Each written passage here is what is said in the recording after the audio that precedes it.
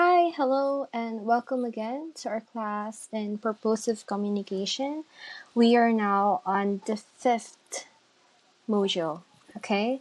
So we are going to talk on this module about communication for work and academic purposes. So we have lesson 1 and lesson 2. For lesson 1, we have communication for work purposes, and lesson 2 is for communication for academic purposes. So start with, at the end of this module, you will be able to create clear, coherent, and effective communication materials, present ideas persuasively, using appropriate language registers, tone, facial expressions, and gestures, and to adopt awareness of audience and context in presenting ideas. So for lesson 1, we actually have 8 main topics that we are going to talk about. So the first one is effective communication in the workplace. Second will be employees' top 5 skills and qualities. Third, top 10 communication skills for workplace success. Fourth, we have the flow of the intra-organizational communication. 5, the barriers of communication. 6 is feedback and its 3 forms. Then we have 7th, 4 levels of feedback. And the 8th, the written communication materials for the workplace, which will actually be discussed on another video. So right now we are just going to discuss, in this video, we are going to discuss number 1 until 7. So hopefully you can manage to stay awake if you're gonna watch this at night during the discussion. So to start with, we have here a quotation. It says here, communication is a skill that you can learn. It's like riding a bicycle or typing. If you're willing to work at it, then you rapidly improve the quality of every part of your life. Again, if you're willing to work at it, you can rapidly improve the quality of every part of your life. That's a quote from Brian Tracy. So, why are you studying right now? We'll talk. Why do you want to study this course?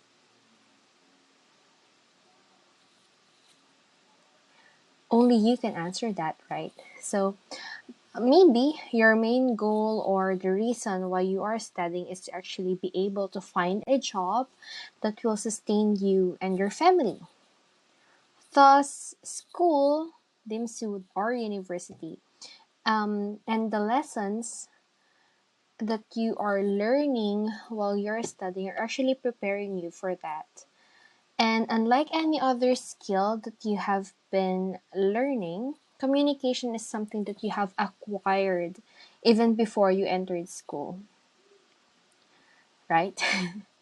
So even before you entered grade 1, you can actually already talk and communicate to your parents. Even in primary school, you can communicate with them and tell them that maybe you want milk or you want toys, right? But communication too is a skill that we, as humans, unless you're not, continue to hone throughout our lives. Thus, again, going back to the quotation, communication is a skill that you can learn. It's like riding a bicycle or typing. If you're willing to work at it, you can rapidly improve the quality of every part of your life. If we have the will to improve our communication skills, then we will improve it. That's possible. Okay, so why am I saying this? Because you might be encountering some lessons that is actually hard to understand. I know you will, because when I was still studying, not every lesson was easy. Some were actually quite hard.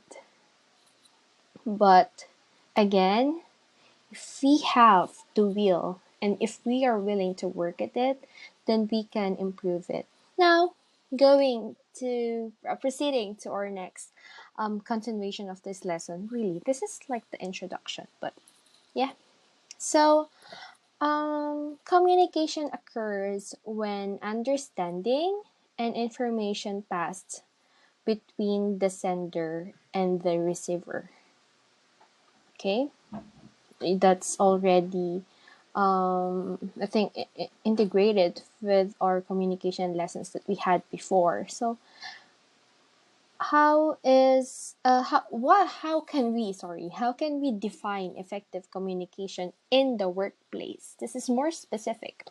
Communication in the workplace transpires or happens when there is a transmission of information between one person and a group of persons in an organization. This is according to Megan et al. And one thing that we need to remember is that communication will only be effective if the intended message is indeed the same message received by the receiver. To maintain harmony and rapport in the workplace, every employee, employees are given an avenue to communicate to each other in a more professional way. But this will become the otherwise. It will become unprofessional if the employees fail to communicate appropriately with proper behavior, respect, and courtesy. We need to remember that the main rule in communication applies also here.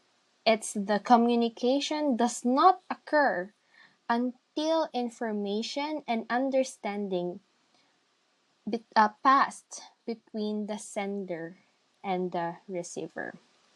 So, what are some of the communication that we can see found in the workplace? We have minutes of the meeting, memorandum or memo, we have request, business technical incident report, letter or letters, emails, text messages, voice, mails, and notes. Now, to be a good employee needs to have these top five skills and qualities. The first one is communication skills. Second is strong work ethic, teamwork skills, analytical skills, and initiative. So you are already familiar with communication skills, right? So what is a strong work ethic? It's when you do your work even if no one's watching you. Okay, that's strong work ethic. Teamwork, of course, you know when to support and when to push your teamwork. Analytical, it's when you know how to analyze situations and decide the right thing to do at that particular time or moment.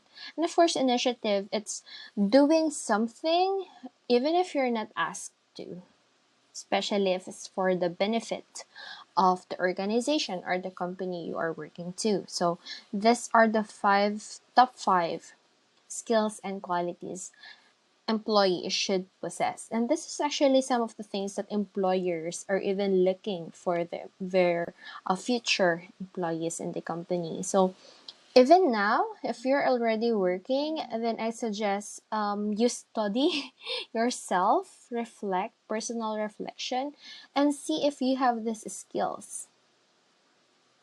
And I'm sure that if you did possess these skills, the company you're working for right now will actually keep you for a long time.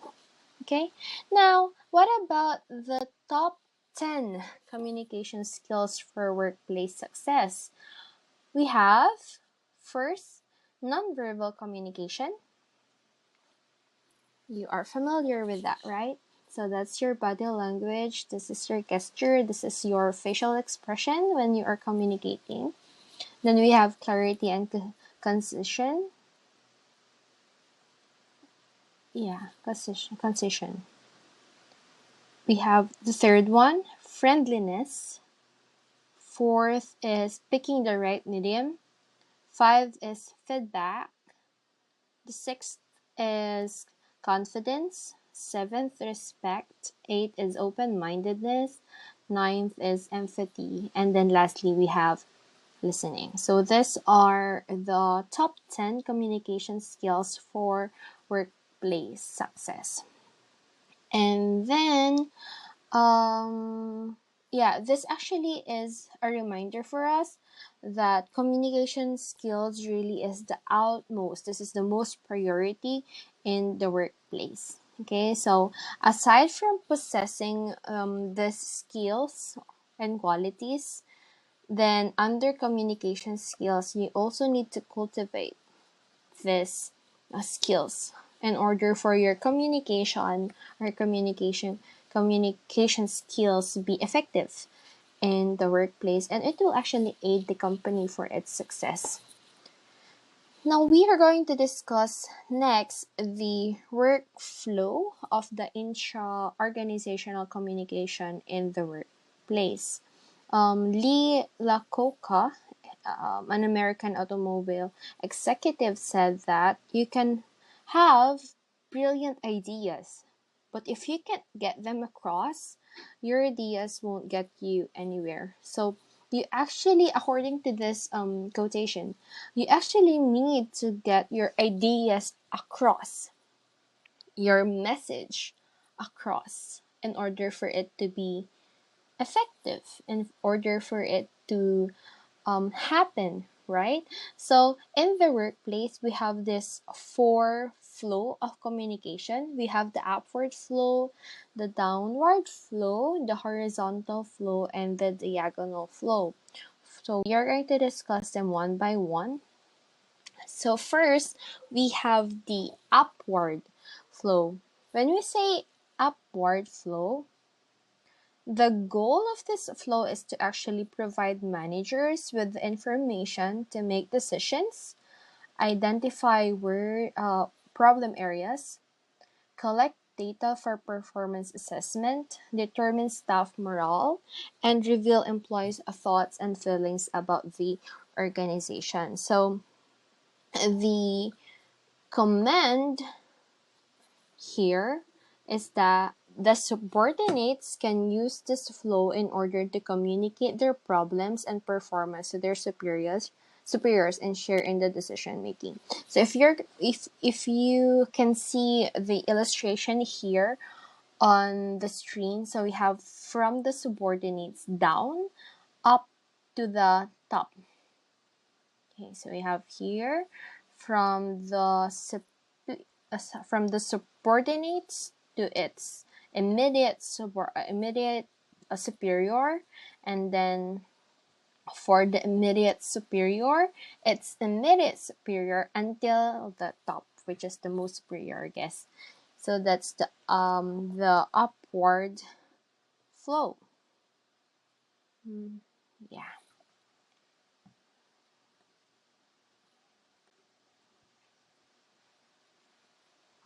Okay, so the effectiveness of upward communication or upward flow can be increased using the following.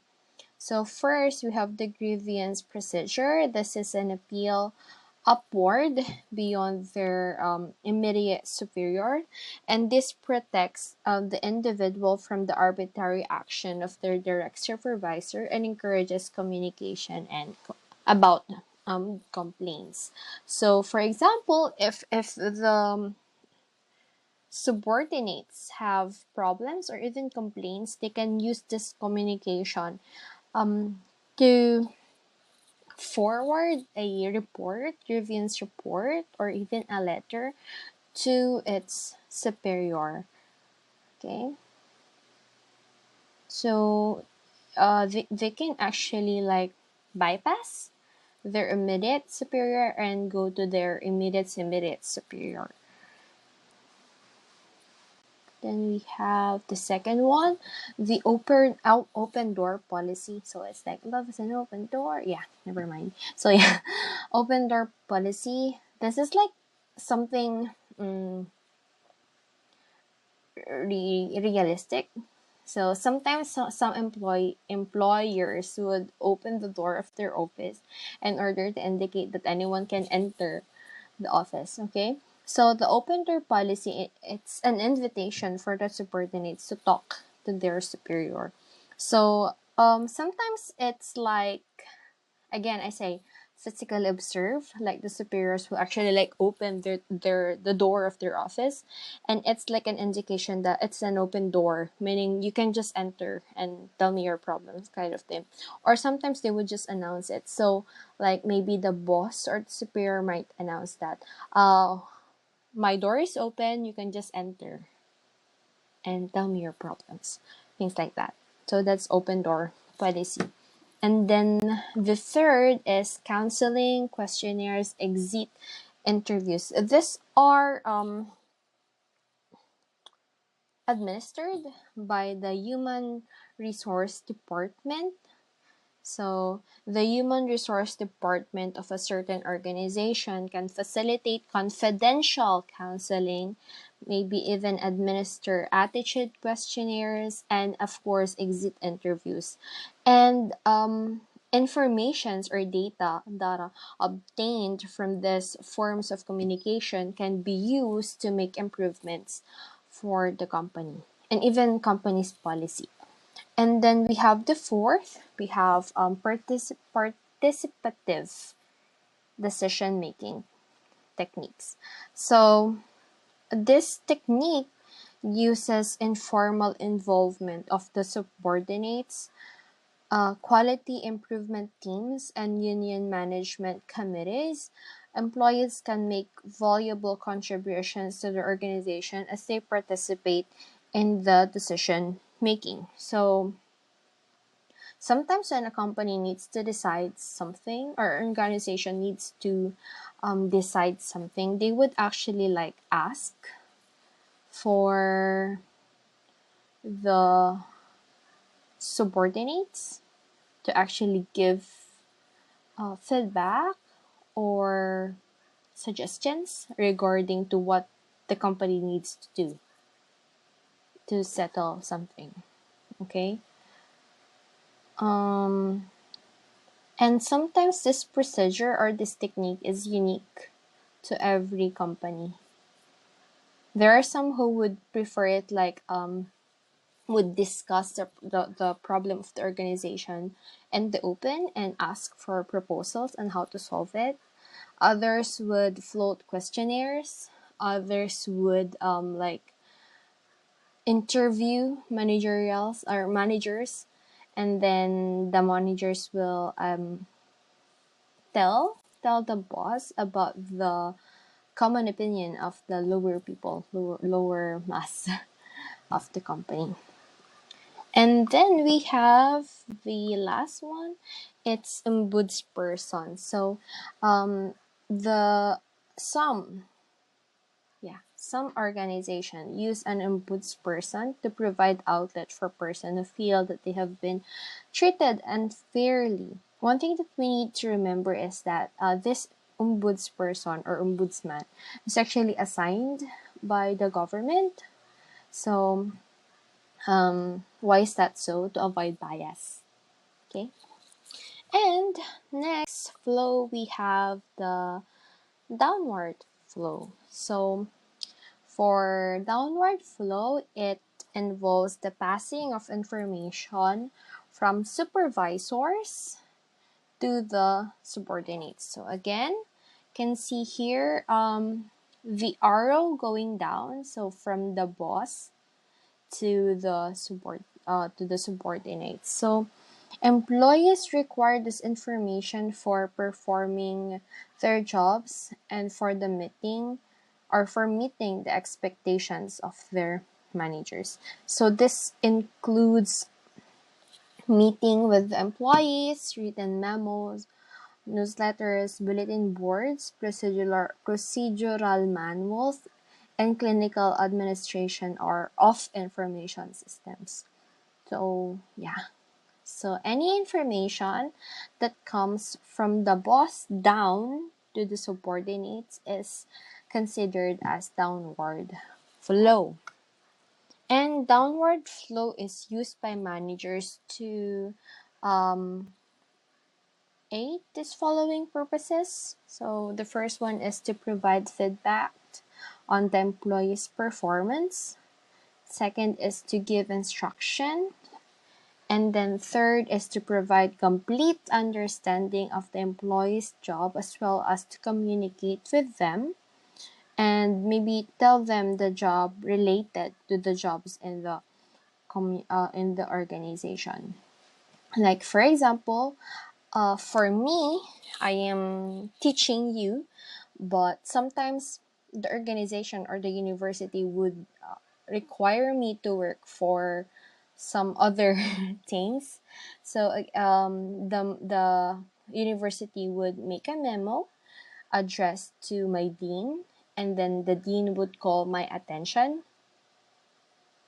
So again, the university or even the chancellor or directors perhaps something that is higher than my dean would make a communication through dean and then to me.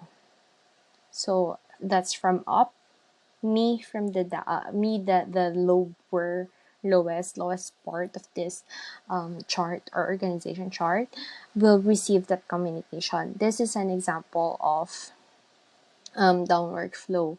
So that communication, the memo that they will address to me would tell me my expectations, the job and their expectations of what I need to do for that particular job. Okay.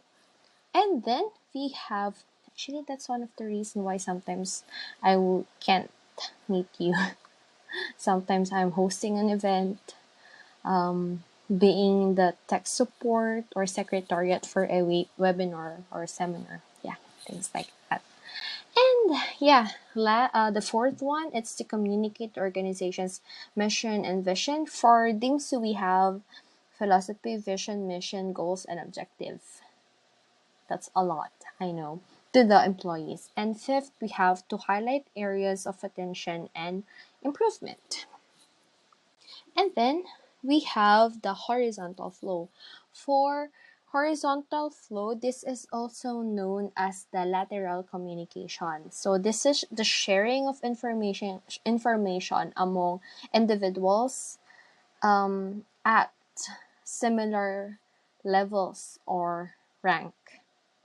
Okay, so that to keep the organizational staff informed of all current practices, policies, and procedures. So again, this communication flow happens among employees of equal rank like committees, task force, and cross-function project teams. For example, when managers are called for a certain meetings, they are of the same level. Managers, lahat po sila, they are all managers.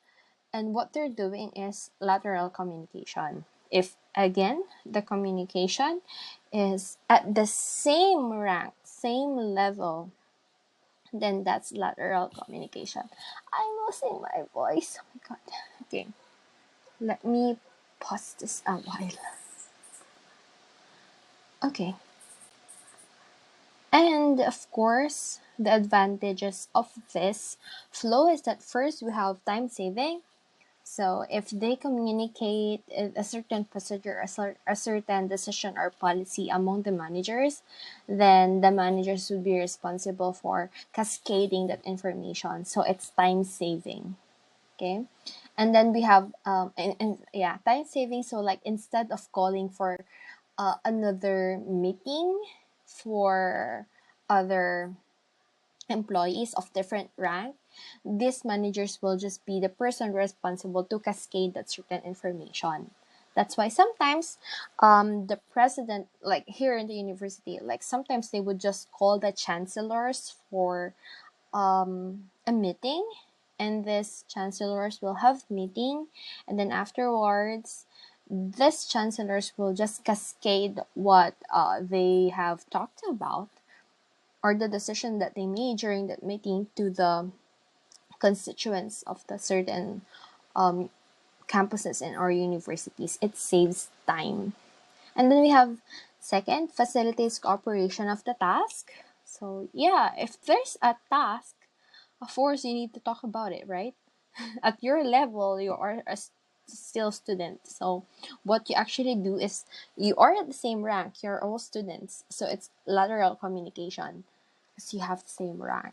And you talk about a certain task. For example, during our module 4, you actually had a task, right, of making a video. And when you talk to each other, that's already considered a lateral communication. Third, it's facilitate cooperation among members. Of course, when you talk about a certain task, you also need to cooperate with each other in order to finish that task. And then we have the fourth one. It's to provide emotional and social support to the organization members. We need to realize that sometimes it's better. It's a good. I think it's good. Yeah, it's better for us to talk to a person of our level in order to be understood. Yeah. So with this kind of communication, it actually provides the members of the organization emotional support. Like when I talk to my co-teachers, when they tell me about their problem, I can understand their problem because we are at the same level. Okay, so that way I can actually provide emotional or even social support to that particular member whom I am of the same level. In my case, co-teacher. And then fifth, we have helps in solving various organizational problems. And then we have information sharing. And lastly, we have its use for resolving conflicts of a department with another department or conflicts within a department. To illustrate this, for example, in a certain company, like the production manager, the creative manager, the sales manager, the purchase manager, the distribution manager, perhaps would just have a meeting and talk among themselves if there are any problems. Like for example, if the production team or the production team has some beef, or what's another term for beef? Like a problem with the purchase team, then with lateral communication, they can actually call the other managers and talk with each other. What's the problem and what might be the solution for that particular problem? And see, with this lateral communication, the problem will be solved among these managers. And again, of course, after that, another flow of communication will follow. It's the a downward flow wherein the manager will now cascade the solved problem, the solution of the problem to its members. And next, we have the diagonal flow. So, diagonal flow, the communication between employees without considering hierarchy or level between them. This communication flow crosses the formal network of communication and chain of command. So, for example, how can I illustrate this? Maybe can I use again university example? Okay, so you are all familiar that our university is divided into campuses, right? So we have Mid La Union, North La Union, and South La Union. So how will this work? For example, the chancellor of Mid La Union might request a teacher from South La Union to participate in a certain seminar, like maybe to lecture in a certain seminar. So the communication will then from the chancellor to the teacher. Okay, that can happen.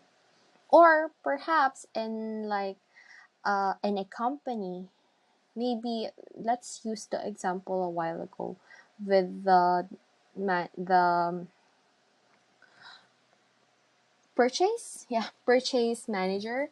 So the purchase manager might request a member from the production team to make a proposal for the purchase team. So again, from purchase to production, it's not under the same department, it's actually across another department. Okay, so how can we illustrate all of this flow of organization? We have here an illustration. This might be confusing, but let's try to discuss it. So you can see it here. When the boss or when the superior gives an information or transfers information down, so have here the red line here. That's our, what's that again? Still remember? Yeah, downward flow. So that's the downward flow. But if the information comes from the bottom or the employees up to the boss, that's your, yep, upward communication. If the conversation is among members of the organization of the same level, like the orange line here, that's your lateral communication. And if it crosses other department or without consideration of hierarchy or ranks, then we have your diagonal flow. So this these are the flow of these four are the flow of inter-organizational communication in a workplace. Then we have here barriers to communication in the workplace. Of course, if there is communication, then we cannot do away with having barriers of communication in the workplace. So these barriers block, filter, or distort the message of the sender to the receiver. So we have two. We have environmental and personal. So environmental, this can be the characteristics of the organization and its physical environment setting. So it can be external noise, like maybe the cars, the chismes of the marites, yeah, or the conversation of the employees, or even the physical layout of the office. For example, if the office is actually cubicled, it's actually difficult to talk to your desk mate if there's a glass panel between the two of you. Okay, so that can be a barrier of communication under environmental. And then we have personal. It arises from the nature of each individual and the interaction with others. So it can be internal noise. Like for example, I might not be paying attention to my boss while he is telling me direction because maybe I'm sick or maybe I'm having some existential crisis. What's that? Wait, nabubulol ako. Like existential. Like why do I exist type of problems. And what else? Personal issues too. That's under internal noise. Even culture. Okay, so if I don't share a similar culture with my teacher, then there might be some problem with our communication because her jokes might not sound joke to me, or maybe I can't understand her because of the way she speaks. Yeah, so that's culture. And then even like sometimes when like a person, or when an employee communicate an information, but they don't actually feel, the communication itself, they don't want to talk to you, then yeah, that will be a problem. And then we have role conflicts, okay?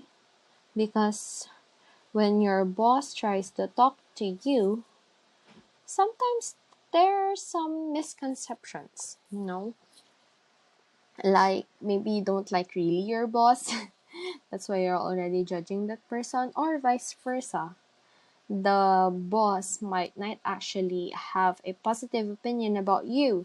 Maybe because you're so madaldal, so matadera, you're like this, you're like that, and the boss doesn't like that. So yeah, there might already be some problems. And of course, bias. So when you say bias, it's like you are forced to communicate something that you don't really believe in, but they want you to communicate that, but you don't like it. Okay, so what can you do? The information will already become biased. Okay, so that's the barriers of communication. Now we move on to feedback. Another quotation from Bill Gates. It's, "We all need people who will tell us feedback. That's how we improve. A good feedback, a bad feedback are feedbacks." Okay, so if it's a good feedback, then good for you. If it's a bad feedback, it's also okay. Good for you. You can improve yourself. So that's Bill Gates. So we have three kinds of feedback. We have three forms of feedback. We have descriptive feedback, we have evaluative feedback, and then we have perspective feedback. When we say descriptive, it identifies or describes how a person communicates. For evaluative, it provides assessment of a person who communicates. And for perspective, it provides advice about how one should behave or communicate. And we have 4 levels of feedback according to Caton. We have the first one, procedural, or can be task feedback, where it involves issues of effectiveness and appropriateness. Specific issues include the quality or quantity of the group output.